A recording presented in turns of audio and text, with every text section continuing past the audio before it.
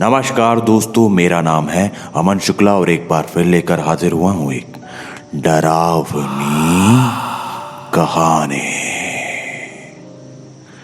तो दोस्तों, कैसे हैं आप लोग? मैं हमेशा की तरह यही उम्मीद करता हूँ कि आप लोग जैसे भी हों बहुत बहुत अच्छे हो और अच्छा कर रहे हो अपनी लाइफ में। जो भी आप कर रहे हो, जॉब हो, बिजनेस हो, घर का काम हो, जो भी, सब बहुत अच्छे से कर रहे हो। कहानी पर आते हैं। ये कहानी सौरभ जी की है और सौरभ जी बताते हैं कि उनके साथ जब से ये घटना हुई ना, उसके बाद से इन्होंने ट्रैवल के दौरान अनजान लोगों से बातें करना बंद कर दिया। ये कहानी एक ऐसे सफ़र की है जिसको जानने के बाद ना शायद आप भी अनजान लोगों से बातें करने में कतराने लगे। खैर, मेरा कोई ऐसा इरादा नहीं है कि आप लोगों को डराऊं, लेकिन सौरभ जी की कहानी सुनने के बाद मुझे भी ऐसा ही कुछ लगा। चलिए कहानी शुरू करते हैं। कहानी शुरू करने से पहले मैं आपको बस ये कहना चाहता हूँ कि अगर कहानी पसंद आए तो लाइक, शेयर, सब्सक्राइब तो बनता है। कमेंट करके मुझे बताना ज़रूर कि आप कहाँ से सुन रहे हैं। ये कहानी जो सौरभ जी की है, सौरभ जी बताते हैं कि ये जो बात उनके साथ हुई थी ये लगभग 2012 की है, जब वो अपने कॉलेज के फाइनल ईयर में थे। वो इंजीनियरिंग कर रहे थे और अक्सर बैतूल से भोपाल और भोपाल से बैतूल आया जाया करते थे। मतलब उनका घर था बैतूल का, ये बैतूल के रहने वाले हैं और इंजीनियरिंग भोपाल से कर रहे हैं। तो वहाँ से जब भी छुट्टी मिलती थी, जब भी घर आने का मन करता था, तो ये वहाँ से ट्रेन पकड़ के सीधा बैतूल निकल जाते थे। सौरभ जी की एक आदत थी कि वो ना, चाहे स्लीपर हो, चाहे मतलब जनरल है, वो ट्रेन में है ना, स्लीपर क्लास हो, जनरल क्लास हो, तो उनकी आदत थी वो अक्सर ना गेट के पास ही रहना पसंद करते थे। हालांकि वो काफ़ी सावधानी से रहते थे। वैसे गेट के पास खड़े रहना ट्रेन में कुछ अच्छा ऑप्शन नहीं है। जहाँ तक हो सके आपको नहीं खड़े रहना चाहिए, पर सौरभ जी की आदत थी कि वो हमेशा गेट पर ही पाए जाते थे। एक बार जब ये रिजर्वेशन इनका हुआ नहीं, तो इन्होंने सोचा कि क्यों ना यार, 3-3.5 घंटे का तो सफ़र है भोपाल से बैतूल का, तो जनरल की टिकट लेते हैं और चुपचाप, वैसे भी अपन बैठते बैठते तो है नहीं, गेट पर ही खड़े रहते हैं, तो गेट पे खड़े खड़े पहुंच जाएंगे। अब सौरभ जी भोपाल से टिकट कटा के अपना बैतूल का निकल पड़ते हैं शाम 5:30-6 बजे की ट्रेन से भोपाल से बैतूल के लिए। ये और इनके 1-2 दोस्त इनके साथ थे जो बैतूल के ही रहने वाले थे। ये बड़ी अपनी ट्रेन में बैठ जाते हैं, मतलब घुस जाते हैं, क्योंकि जनरल कंपार्टमेंट में बहुत बहुत ज़्यादा भीड़ होती है। तो ये ट्रेन में अपना एंटर कर लेते हैं और गेट पर अपनी जगह बना लेते हैं। अब जैसे जैसे 1 घंटे बाद इटारसी जंक्शन आता है। इटारसी जंक्शन में गाड़ी लगभग आधा घंटे के लिए या 20 मिनट के लिए रुकती है। तो 20 मिनट में ये अपना बढ़िया नाश्ता वाश्ता पानी कर लेते हैं और फिर वापस जब ट्रेन चलती है तो उसमें फिर बैठ गए। अब ये बहुत देर से गेट पर बैठे बैठे बोर टाइप का लग रहा था और इनके कुछ जो दोस्त हैं साथ में आए थे, वो लोग अंदर, उनको सीट मिल गई थी ट्रेन में, तो वो लोग वहाँ जाकर बैठ गए। और सौरभ जी, जैसा कि उनकी आदत मैंने आपको बताई, वो गेट पर ही थे। और गेट पर ना एक तरफ वो हैंडल नहीं होता ट्रेन का, वो ट्रेन का हैंडल पकड़ के मजबूती से खड़े थे। अब खड़े थे और अचानक ना पीछे से एक बुजुर्ग टाइप के इंसान आए और वो आके सौरभ जी से कहते हैं कि बेटा थोड़ा हाथ नीचे करो। मुझे शायद उन्हें कुछ अजीब सा लग रहा था, उनका मुंह में कुछ गलत चला गया होगा, तो वो थूकने के लिए बाहर उन्होंने सौरभ जी को इशारा करके समझाया। सौरभ जी ने अपना हाथ थोड़ा नीचे कर लिया, लेकिन उन्होंने अपने हाथ की जो पकड़ है ना, वो गेट के उस हैंडल से मजबूत तरीके से बना के रखी थी, क्योंकि अपने साथ साथ उन्हें उस बुजुर्ग इंसान की भी चिंता थी कि कहीं ये थूकने गया और कहीं गिर पड़ गया तो अलग लफड़े। तो सौरभ जी देखते हैं, मतलब जैसे ही उनको ऐसा लग रहा है कि कुछ थूकने उकने आए हैं, लेकिन ना अचानक इनको इनके हाथों पर, जो हाथ उन्होंने टाइट पकड़ के रखा था ना, तो उस पर काफ़ी वजन महसूस होने लगा। सौरभ जी देखते हैं कि ये जो बुजुर्ग था ना, ये थूकने के लिए नहीं बल्कि सुसाइड करने के लिए उस गेट पर आया था। ये बुजुर्ग इनके हाथों पर टंग गया था, उसके पैर हवा में झूल रहे थे। एकदम से सौरभ जी बोलते, अरे ये क्या कर रहे हो दद्दा, अरे मरना है क्या? तभी पीछे से एक बहुत खूबसूरत लड़की आती है और बाबा बाबा बाबा बोलती है, बाबा ऐसा मत करो प्लीज प्लीज बाबा प्लीज। और वहीं ट्रेन में ना पूरा तमाशा हो जाता है। लोग सौरभ जी को शुक्रिया बोलते हैं कि अच्छा हो तुमने अपनी हाथों की पकड़ मजबूत रखी, वरना ये तो गिरते ही तुम्हें भी लेके जाते। सौरभ जी बोलते हैं कि क्योंकि सौरभ जी जो है ना काफ़ी पहलवान टाइप के इंसान है, तो इतनी आसानी से उनकी पकड़ तो छूटने नहीं वाली थी। जैसा कि मैंने आपको बताया कि वो बुज़ुर्ग ने इनका हाथ नीचे करवाया, तो उन्होंने हाथ थोड़ा नीचे तो किया लेकिन अपनी पकड़ मजबूत ही रखी। और वो बुज़ुर्ग सोच रहा था कि अगर इनके हाथ पे प्रेशर आएगा तो अपना हाथ हटा देंगे, लेकिन ये जो बुज़ुर्ग हैं ये सौरभ जी के हाथों पर ही टंग गए थे। चलो भाई, अब तमाशा हो जाता है, लोग समझाते हैं। तो वो जो खूबसूरत लड़की है ना, वो बताती है कि पता नहीं क्यों आजकल बहुत डिप्रेस रहते हैं। जब से उनकी वाइफ एक्सपायर हुई है तब से वो हमेशा ऐसी हरकतें करते रहते हैं, मतलब सुसाइड की कोशिश करते रहते हैं। इस लड़की का नाम शीतल था। शीतल जो है सौरभ जी को बहुत बहुत बहुत ज़्यादा धन्यवाद देती है और वहाँ से इन्हें सीट ऑफर करती है, मतलब ये लोग जहाँ बैठे थे ना वहाँ पे आप भी वहीं आ जाइए। क्योंकि मैंने आपको बताया ना कि शीतल जी बहुत ज़्यादा खूबसूरत है, तो सौरभ जी ना मना नहीं कर पाते और जाकर उनके पास, मतलब उनके सामने वाली सीट पर बैठ जाते हैं। इनकी कुछ ज़्यादा बात नहीं हो रही होती है क्योंकि ये जनरल कंपार्टमेंट है और बहुत ज़्यादा भीड़ थी। तो जैसे तैसे करके ये बस शीतल जी को देखने के लिए सौरभ जी वहाँ बैठ जाते हैं ट्रेन में, उनकी सीट के सामने। इनकी नज़रें एक दूसरे से मिलते रहती है, थोड़ी थोड़ी देर में ये एक दूसरे को देखकर मुस्कुरा रहे होते हैं, लेकिन इनकी बातें ज़्यादा नहीं होती। शीतल जी बहुत ही अजीब मुस्कान के साथ लगातार सौरभ जी को देखे जा रही थी, मतलब एक तरीके से कहा जा सकता है कि घूर रही थी। उसके बाद जैसे ही एक स्टेशन आता है घोड़ा डोंगरी नाम का, और सौरभ जी कुछ सामान लेने नीचे उतरते हैं, मतलब शायद पानी वानी की बोतल होगी, तो वो लेने के लिए नीचे उतरते हैं। और जैसे ही वो ट्रेन पर चढ़ते हैं और वही उस सीट पर जाकर बैठ रहे होते हैं, तो देखते हैं कि वहाँ पे ना वो लड़की शीतल थी ना उसके बुजुर्ग पिता। सौरभ जी तुरंत उतर कर इधर उधर देखने लग जाते हैं, जाने वाले उतरने वाले लोगों को देख रहे होते हैं कि कहीं वो लड़की दिख जाए, वो बुजुर्ग दिख जाए। क्योंकि घोड़ा डोंगरी से बैतूल का रास्ता ना आधे घंटे का भी नहीं है, ट्रेन से आधा पौन घंटे का है, चलो ठीक है। तो सौरभ जी काफ़ी देखते हैं, पर दूर दूर तक नज़र फिराने के बावजूद भी सौरभ जी पाते हैं कि शीतल कहीं नहीं दिखी उन्हें।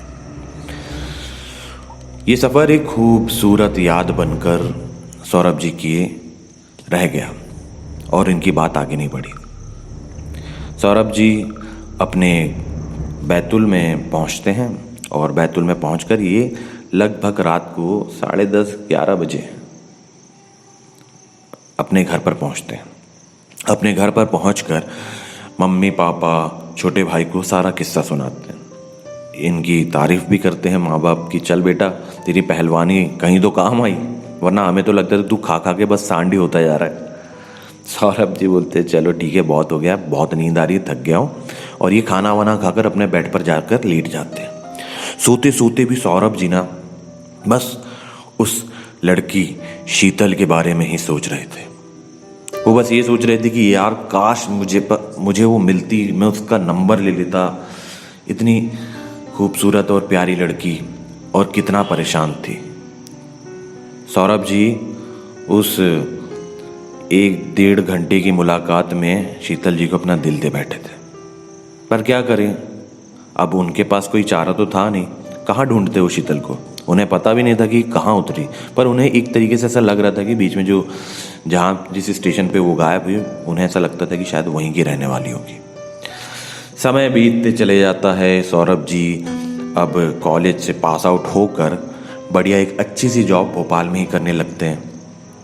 गवर्नमेंट कार्यालय में ये जॉब करते हैं। अब इनका डेजिग्नेशन और किस विभाग में ये काम करते हैं ये बताना मैं ज़रूरी नहीं इसलिए नहीं समझता कि यार कहानी में रहते हैं ना, इनकी जॉब से हमें क्या करना। बढ़िया सी इनकी जॉब चलती रहती है। और क्या होता है, सन 2016 की बात होगी। 2016 में इनकी शादी भी हो जाती है। शादी हो जाती है, बढ़िया 1 साल बहुत मस्त निकल जाता है। ये एक बच्चे के बाप बन जाते हैं और अब अपनी फैमिली के साथ ये आते हैं भोपाल से बैतूल पहुंचते हैं। और बैतूल पहुंच के ये अपने बीवी और बच्चों को घर पे, मतलब ये सब घर पे मिलते हैं। सब बढ़िया, कैसा जो भी माहौल होता है ना, वैसा मस्त सा माहौल था इनका। इनके खेत जो थे ना बैतूल में ही थे, मतलब इनके घर से लगा हुआ था इनका खेत। ज़्यादा नहीं, 2 एकड़ का खेत था। तो सौरभ जी आते थे जब भी अपने वर्क प्लेस से, मतलब भोपाल से जब भी अपने शहर आते थे बैतूल, तो ये ना अक्सर अपने खेतों में घूमना बहुत बहुत ज़्यादा पसंद करते थे। इन्हें एक तरीके की बहुत शांति सी मिलती थी अपने खेतों में घूमने से। इन्हें आप गोवा चलने का बोल दो, ये गोवा नहीं जाएंगे। उतने दिन की छुट्टियां ये अपने घर पर, अपने खेतों पर बिताना पसंद करेंगे। इस तरीके का इन्हें अपने खेतों से लगाव था।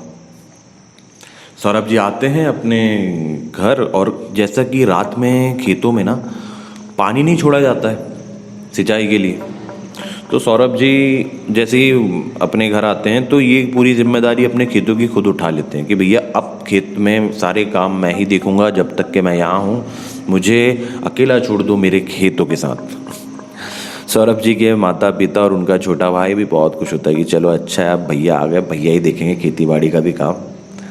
क्योंकि ये इस बार, मतलब अक्सर जब भी ये आते थे फैमिली के साथ तो कम से कम 10-15 दिन घर पर रुक कर ही जाया करते थे।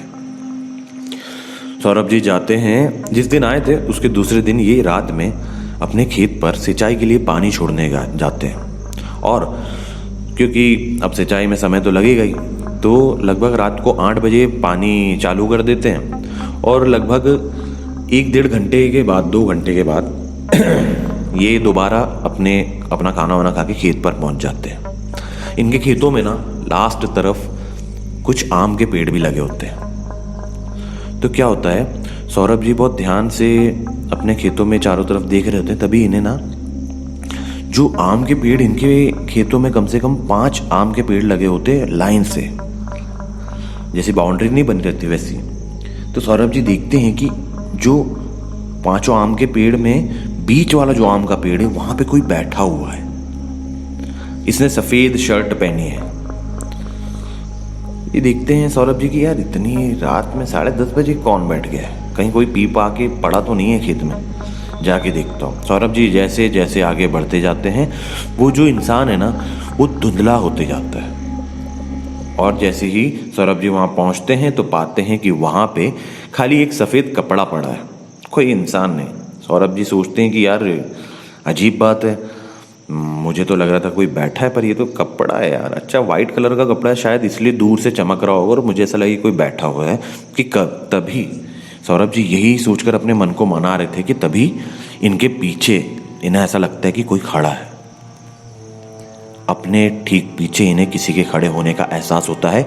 ये पलटते हैं तो पाते हैं कि वहां पे कोई नहीं था। उतने में सौरभ जी के कानों के पास एक आवाज आती है, सौरभ मुझे भूल गए, मेरी याद नहीं आती। सौरभ जी पलट के देखते हैं तो पाते हैं कि सामने शीतल खड़ी है। सौरभ जी एकदम से सरप्राइज हो जाते हैं, अरे शीतल तुमने तो मुझे डरा ही दिया, और उस सफर के बाद तो तुम आज इतने सालों बाद यहाँ पे कैसे? मतलब मैं तो डर ही गया था कि यार कौन है, कहीं कोई भूत प्रेत तो नहीं आ गया। शीतल मुस्कुराते हुए बोलती कि तुम्हें भूत प्रेतों से डर लगता है क्या? सौरभ जी बोलते हैं यार ऐसी बात क्यों कर रही हो, और तुम यहाँ पे क्या कर रही हो? बस तुम्हें ढूंढते ढूंढते आ गई थी, ऐसा शीतल जी कहती हैं सौरभ से। सौरभ जी दुखी और मायूस मन से कहते हैं कि शीतल, काश तुम मुझे पहले मिलती, अब तो मेरी शादी हो गई, एक बच्चा है मेरा। काश उस समय हम लोगों ने एक दूसरे के कांटेक्ट नंबर ले लिए होते तो शायद आज तुम मेरी बीवी होती। शीतल मुस्कुराती है और कहती है कि मैं तो तुमसे शादी करने के लिए यहाँ पर आई हूँ, मेरा दिल मत तोड़ना सौरभ। सौरभ जी बोलते हैं तुम्हारा मतलब क्या है, और तुमने अभी तक बताया नहीं कि तुम यहाँ पे इतनी रात में अचानक यहाँ कैसे, क्या कर क्या रही हो तुम यहाँ पे? सौरभ जी यही पूछ रहे थे कि क्या कर रही हो, क्या कर रही है यहाँ पे, और इनके बात करते करते ही शीतल वहां से गायब हो गई, बिल्कुल हमारी हिंदी पिक्चरों की तरह। जैसे भूत प्रेत आत्माएं साए जो होते हैं ना, ऐसे गायब हो जाते हैं ना एकदम से, बिल्कुल वैसे ही। इस समय सौरभ जी बताते हैं कि जब ये शीतल इनकी आंखों के सामने गायब हो रही थी ना, तो पता नहीं क्यों अचानक से ऐसा लग रहा था कि बहुत सारी धुंध छा गई है इनके सामने, मतलब पूरे क्षेत्र में बहुत धुंध आ गई है। और सौरभ जी धुंध को भी नोटिस कर रहे थे और बातें करते करते देखते हैं कि ये तो यहाँ पे खड़ी नहीं है। सौरभ जी को बहुत अजीब लगता है, इनके मन में डर की लहरें उठने लगती है कि यार ये कुछ समझ के बाहर था। अक्सर ना लोगों को ऐसा लगता है कि भूत प्रेत आत्माओं की कहानियां सुनने में तो बहुत मजा आता है, लेकिन और लोग अब मन भी करते हैं एक्सपीरियंस करके देखें, लेकिन वाकई में आप भरोसा कीजिए मुझ पे कि जिन लोगों ने इन चीज़ों का, इन आत्माओं का एक्सपीरियंस किया है ना, उन लोगों से पूछिएगा कभी कि डर की सही परिभाषा क्या है। वो तो बस लोगों ने ना सालों निकाल दिए हैं इन परेशानियों से जूझते हुए, और बहुत मुश्किल से इन्हें मुक्ति मिल पाती है इन सब प्रेत आत्माओं से, भूतों से, है ना। तो मेरा यही हमेशा से सुझाव एक रहता है कि भैया इन चीज़ों को एक्सपीरियंस करने की कोशिश मत करो, क्योंकि आपको ना एडवेंचर करना है तो जंगल वंगल चल जाओ, घूम लो, ट्रैकिंग कर लो, लेकिन ना इन चीज़ों का जब आपने एक्सपीरियंस कर लिया ना, तो कसम से रातों की नींदें भी गायब हो जाती है। सब कुछ ठीक होने के बावजूद भी ऐसा लगता है कि कहीं से वो वापस ना आ जाए। कहानी से फिर भटक गया मैं, चलिए आते हैं कहानी पर। सौरभ जी बहुत ही कंफ्यूज टाइप के लग रहे थे, और कंफ्यूजन के साथ ही अपना टॉर्च लेते हैं और खेतों में जो पानी दे रहे थे वो वहाँ का अपना जो भी वॉल्व होता है वो बंद करते हैं और अपने घर पहुँचते हैं। घर पर ये उसी सब बातों को सोच रहे थे कि ये मेरे साथ आज हुआ क्या, इतने सालों बाद वो लड़की मुझे दोबारा कैसे दिखी। ये बात बिना किसी देरी के ये बताते हैं अपने घर पर। इनकी वाइफ कुछ समझ नहीं पाती, लेकिन अपनी वाइफ को भी बताते हैं कि कुछ साल पहले ऐसी ऐसी घटना हुई थी ट्रेन में, और उसके बाद वो लड़की मुझे अच्छी लगती थी, तो मैंने सोचा था कि उससे फ्रेंडशिप करूँगा, लेकिन वो अचानक गायब हो गई। पूरी बात अपने घर परिवार में अपनी वाइफ को समझा देते हैं, तो इनके घर वाले बोलते हैं कि शायद तुम्हें कुछ वहम हुआ होगा, क्योंकि हमारे खेतों के पीछे तो शमशान है, वहां से इतनी रात में कोई लड़की क्या करेगी बताओ। हाँ, इनके जो खेत थे, इनके खेत के पीछे तरफ शमशान घाट था, और अक्सर लोग शमशान घाट का नाम सुनते हैं ना तो उन्हें डर लगने लगता है। वाकई में मेरी बात मानिए, शमशान घाट बहुत ही पवित्र जगह होती है, और वहाँ पे इन सब चीज़ों से डरने का कुछ बनता नहीं है। हाँ, वहाँ पे अगर आप जाकर ऊल जलूल हरकतें करेंगे ना, तो ज़रूर कुछ ना कुछ झेलना तो पड़ेगा, बड़ा या छोटा, ये आप पर, आपकी हरकतों पर डिपेंड करता है। खैर, घर पर कोई भी सौरभ जी की बात नहीं मानते हैं, और बस सौरभ जी भी सोचते हैं कि हो गया, चलो वहम छोड़ो सब, और सौरभ जी चले जाते हैं सोने। ये थोड़ी देर अपने बच्चे को देखते रहते हैं और बस उसी के बारे में सोचते हैं कि आखिर वो शीतल मुझे इतने सालों बाद दोबारा कैसे दिखी, और दिखी तो दिखी, ये गायब कहाँ हो गई। सौरभ जी सो जाते हैं। सुबह कब होती है पता ही नहीं चलता। इनकी वाइफ इन्हें उठाती है कि सौरभ उठ जाओ, छुट्टी है। तो इसका मतलब ये नहीं कि दिन भर सोते रहो आप। सौरभ जी उठकर समय देखते हैं तो लगभग 10:30 बज चुके होते हैं। घर पर भी सब लोग यही सोच रहे होते कि आज सौरभ इतना लेट कैसे हो गया, लेकिन सौरभ जी ही जानते थे उनकी परेशानी, उनके दिमाग में क्या चल रहा था। इनके घर वाले भी ये इनको उठाने के लिए ज़्यादा प्रेशराइज नहीं करते, क्योंकि यार ठीक है, लड़का काम करता है, बाहर जॉब करता है, अपनी छुट्टियां मनाने आए तो इसे भी सोने दो, नींद लेने तो एक अच्छी सी। अपने घर पे ही तो सुकून की नींद आती है लोगों को, है कि नहीं। तो ऐसे ही कुछ सौरभ जी के साथ भी होता, मतलब उनके घर वाले भी सोच रहे थे। सौरभ जी उठते हैं, अपने दिन भर के काम धाम में लग जाते हैं, घूमते फिरते हैं चारों तरफ, और रात को फिर से ये खेतों पे पानी चालू कर देते हैं 8 बजे, और फिर लगभग 10 सवा 10 बजे ये पहुंचते हैं अपने खेतों पर पानी बंद करने। ये जैसे ही जाकर ये सोचते हैं कि आज मैं ज़्यादा इधर उधर नहीं दिखूंगा, सीधा जाऊंगा। तो जैसे ही जाके वॉल्व बंद करते हैं, इनके कानों में फिर से आवाज़ आती है, सौरभ क्यों चले गए मुझे छोड़कर? मुझसे प्यार था तो मुझे अकेला क्यों छोड़ा? सौरभ जी जैसे ही पलटते हैं तो शीतल वहीं खड़ी थी। इस बार सौरभ जी बोलते हैं कि शीतल, ये तुम क्या कर रही हो, और तुम रोज रात में यहाँ पे कैसे आ जाती हो? क्या मजाक है? मैंने तुम्हें कल बताया ना कि मेरी शादी हो चुकी है, मेरी बीवी है, मेरा बच्चा है, अपना परिवार है, और तुम इस तरीके से मुझे डरा के क्या साबित करना चाहती हो? तुम कोई भूत प्रेत हो? तभी शीतल जो है ना अपने असली रूप में आती है। इनकी सर में से लगातार खून बह रहा होता है। सौरभ जी एकदम से ये देखकर घबरा जाते हैं। शीतल, तुम ठीक तो? ये खून कहाँ से बह रहा है? मतलब तुम्हारा एक्सीडेंट हुआ है क्या?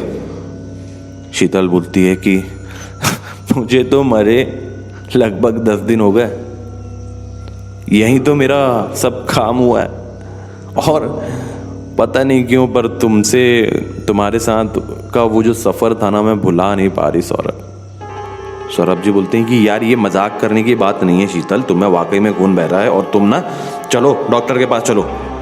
शीतल बोलती है कि नहीं, अब तो बहुत लेट हो चुका है, मैं तो तुम्हें लेने आई थी सौरभ जी बोलते हैं हो गया, मैं चल रहा हूँ ना साथ में, अब चलो।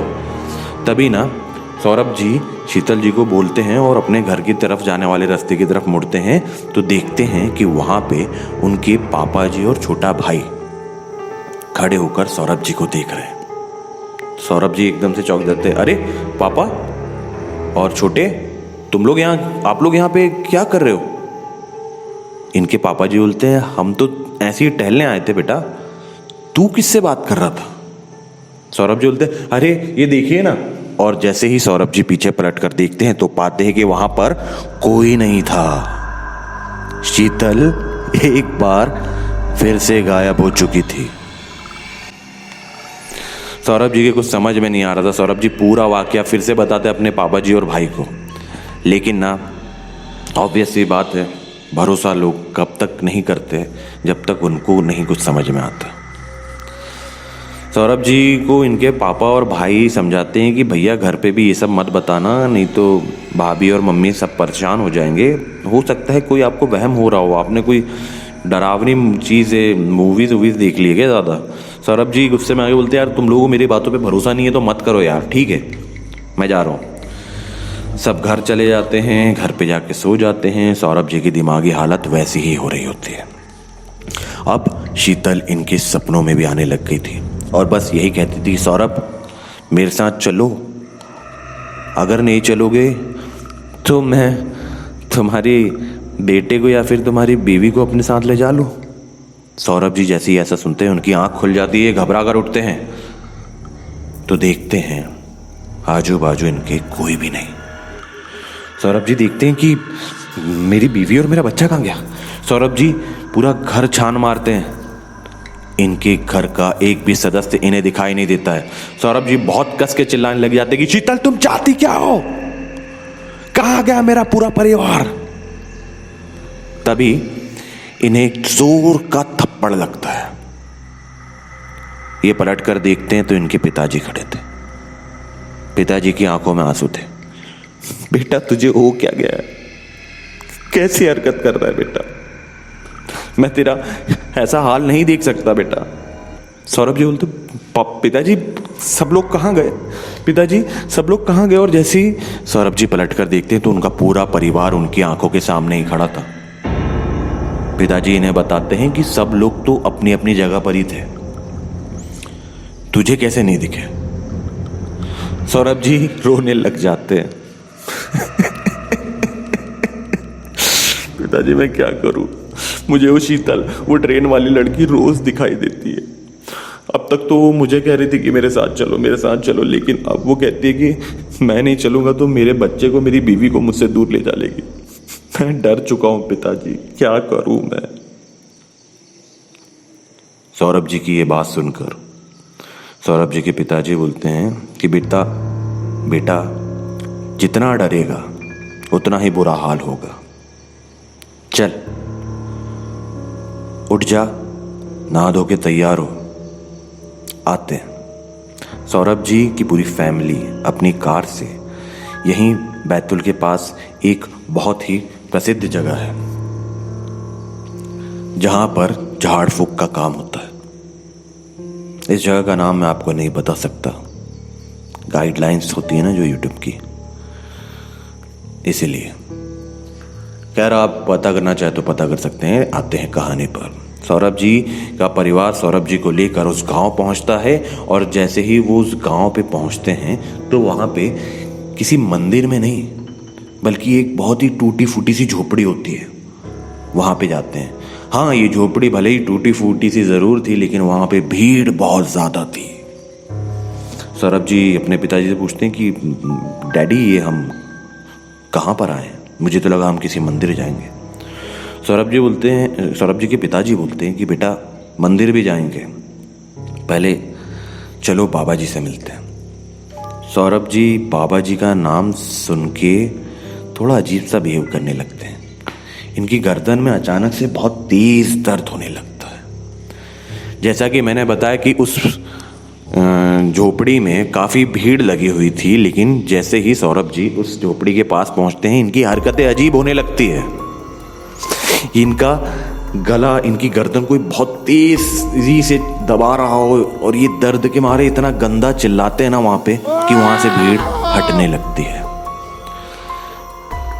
तभी जैसे ही वहां पे भीड़ हटती है तो कुटिया से एक बाबा जी आते हैं। बाबा जी को देखकर सब लोग प्रणाम करने लगते हैं और बाबा जी के पास पहुंचते हैं सौरभ जी के पिताजी कि बाबा जी मेरे बेटे को एक लड़की दिखाई देती है, और पूरी कहानी बाबा जी को सौरभ जी के पिताजी सुना देते हैं।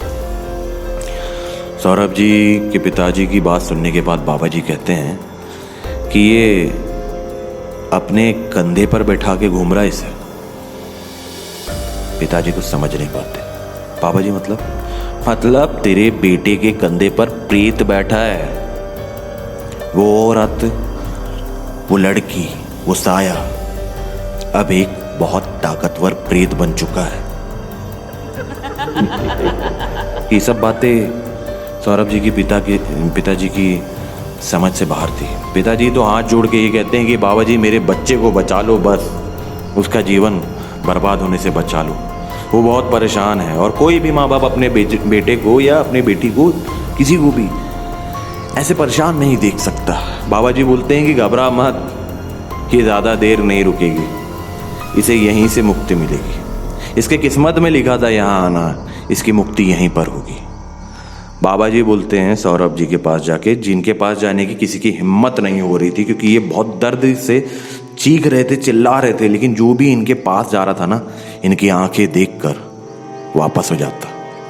इनकी आंखें खून से सनी लाल हो गई थी। बाबा जी सौरभ जी के पास जाके बोलते हैं कि क्या लेगी इसे छोड़ने का। तो शीतल, जो कि सौरभ जी के ऊपर बहुत बुरी तरीके से सवार हो चुकी थी, कहती है कि मैं तो इसे ही लेके जाऊंगी, तू बीच में मत पड़। बाबा जी बोलते हैं कि इसे तो ना ले जा पाएगी, तुझसे नहीं हो पाएगा, तेरे बस का ना है। और कोई इच्छा हो तो बता, प्यार से चली जा, वरना आ लड़ ले मुझसे। सौरभ जी के ऊपर जो आत्मा हावी थी शीतल की आत्मा बाबा जी पर वार करने के लिए जैसे ही साइड में पड़ी एक लकड़ी उठाती है, बाबा जी अपने हाथ का जो माला था ना, इसके सामने रख देते हैं। इस माला को देखते ही सौरभ जी के ऊपर जो आत्मा हावी थी ना शीतल की, वो दर्द से चिल्लाने लगती कि इसे दूर कर, इसे दूर कर, तू जो बोलेगा मैं तेरी बात मानने को तैयार हूं, इसे दूर कर ले मुझसे। ये महादेव की माला थी, ये रुद्राक्ष की माला थी, ये सिद्ध रुद्राक्ष की माला थी, ऐसा बताते हैं। इस माला के सामने रखते ही उस प्रेत की हवा निकल चुकी थी। सौरभ जी को जैसे तैसे पकड़कर इस कुटिया में, इस झोपड़ी के अंदर ले जाया जाता है और लगभग आधे पौन घंटे की चीखने की, चिल्लाने की आवाजों के साथ एक बहुत ही गहरी शांति छा जाती है। सौरभ जी बेहोश हो चुके थे और बाबा जी ने इनके घर वालों को बोला कि इसे 1 घंटे के अंदर अंदर हॉस्पिटल ले जाओ और मुझे बताओ कि इसकी स्थिति क्या है, क्योंकि उस आत्मा ने सौरभ को ले जाने के लिए अपना पूरा का पूरा प्रयास कर लिया था और हो सकता था कि ये शीतल सौरभ को साथ ले भी जाती है, लेकिन बाबा जी ने, उनकी शक्तियों ने, उन पर भगवान की जो कृपा थी, उसने सौरभ जी की जान बचा ही ली। सौरभ जी को आनंद फानंद में हॉस्पिटल ले जाया जाता है, जहां पे पता चलता है कि इनकी सिचुएशन बहुत ही ज्यादा क्रिटिकल है। सौरभ जी लगभग 1 दिन के लिए कोमा में जा चुके थे। इनके घर परिवार के लिए वो 24 घंटे काटना कितना मुश्किल था, इनके घर परिवार वाले ही जानते हैं, क्योंकि अक्सर मैंने कहा है ना कि जिस पर बीतती है वही इन सब चीजों को बहुत अच्छे से समझ सकता है। 1 दिन बाद सौरभ जी को होश आता है। अच्छा, 1 दिन जब वो कोमा में थे ना, इधर बाबा जी भी अपनी पूरी ताकत लगा के पूजा पाठ में लगे हुए थे।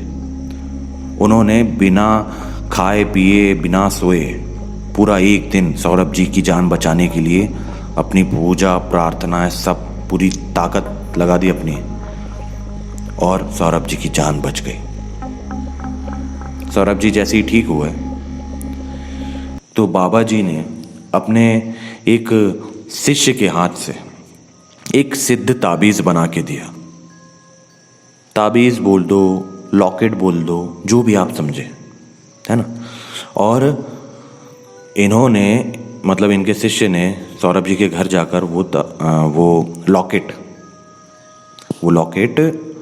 इनके घर वालों को दिया और कहा कि ये सौरभ जी को आप इतने इतने बजे, मतलब कुछ मुहूर्त रहा होगा, इतने इतने बजे पहना दीजिएगा, और हो सके तो ये जो लॉकेट है हमेशा सौरभ जी को पहन के रखने के लिए बोलिएगा, क्योंकि ऐसे साए ना कभी भी वापस आ सकते हैं आपके जीवन में दोबारा। इसी के चलते बाबा जी ने वो लॉकेट बनाया और सौरभ जी के लिए भेजा। इसके लिए इन्होंने कोई 1000, 500, 10,000, 20,000, 25,000, 1 लाख रुपए का चार्ज नहीं लिया। ये बाबा जी इन सब कामों के पैसे नहीं लेते। जो भी आपके मन में आए, जो भी आपकी श्रद्धा हो, इच्छा हो, वो भोलेनाथ पर चढ़ा दो, बस इनका यही कहना रहता है। अक्सर मैंने बताया ना कि जो सिद्ध पुरुष होते हैं ना, जो वाकई में महान लोग होते हैं, जो बाबा जी, पंडित जी जो है, उन्हें जो जानते हैं इन सब चीज़ों को भगाना, इनसे लड़ना, वो कभी भी पैसे वाला खेल नहीं खेलते। उनके लिए इन पैसों की कोई कीमत ही नहीं होती। खैर, वो ताबीज़, वो लॉकेट या जो भी आप समझे, आज भी सौरभ जी अपने सीने से लगाए रखते हैं।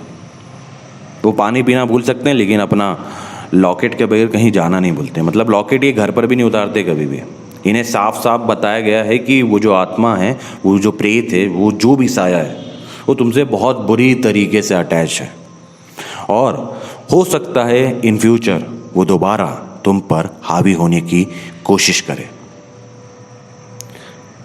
इनके घर वालों ने अपना पूरा घर बंधवाया है, बंधवाना मतलब सेफ किया है, पूजा पाठ करके एक प्रक्रिया होती है उससे बंधवाया है इन्होंने। और सौरभ जी कभी भी अपने लॉकेट के बगैर नहीं रहते। तो ये थी कहानी दोस्तों सौरभ जी की। अगर आपको कहानी पसंद आई हो तो हमेशा की तरह मैं यही कहूँगा कि लाइक, शेयर, सब्सक्राइब, कमेंट तो बनता है। और हाँ, अक्सर मैं ये देख रहा हूँ कि आप लोग आते हो, कहानियाँ सुनते हो और चले जाते हो। यार सब्सक्राइब कर लो, लाइक कर लो, शेयर कर दो, कमेंट कर लो। और ये सब नहीं भी हो रहा तो सब्सक्राइब तो कर लो। नोटिफिकेशन बेल को ऑन करना ना भूले ताकि हमारे हर वीडियो की जानकारी आप तक पहुंचती रहे।